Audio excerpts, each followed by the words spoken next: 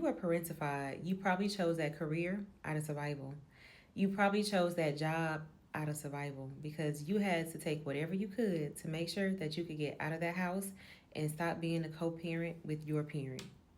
You had to make sure that you weren't going to be responsible for all the kids in the house. So you chose the hardest degree to make sure that that degree was going to be the career that was going to save your future. And you knew for sure you wouldn't have to go back home. Or you chose the fastest route. You made sure that you did something immediately after high school to make sure that no matter what, I can just survive. And now you're 30, 35, 40, and you feel like, oh man, this is not what I wanted. I got all of this out of survival. I made sure that I did these things because I wanted to stop being a co parent with my parent. So I did this thing out of survival. And my nervous system still feels like it's in survival mode. I'm still in fight or flight. How could that be when I have a job and a family? How could that be? It's because you did it because you had to. But now you're finally realizing that you get to choose what you want to do now. But ask yourself this: don't you deserve to have a career that feels safe for you? Don't you deserve to have a relationship that feels safe for you? Don't you deserve to have a job, a family that feels safe for you? Why would you go from one cage to the next cage? You're no longer in that environment, and you need to show your body that you're no longer there. So, this is what you're going to do. You're going to figure out, who are you now? Who am I? What do I like? What do I want?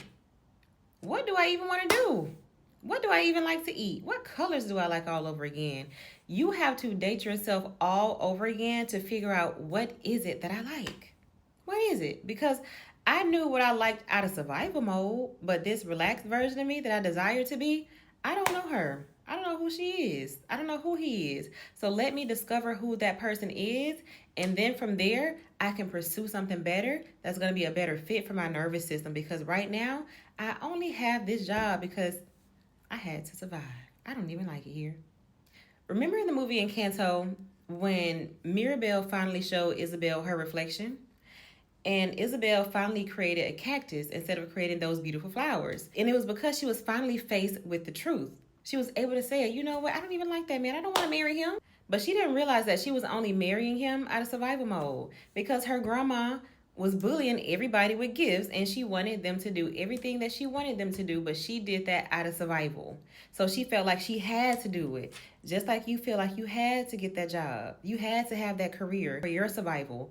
Isabel had to create the flowers and everything magical because she wanted to survive in her environment. But the moment she was faced with the truth, the moment she finally admitted that, you know what, I don't even like that man. I don't like it. I'm just doing this right now because I'm trying to survive. That's when she was able to create something different, that cactus. So you can't create something different until you're finally able to accept the truth that this isn't what I like. This isn't what I want. I only have this because I need it to survive. But who am I now? How can I get there?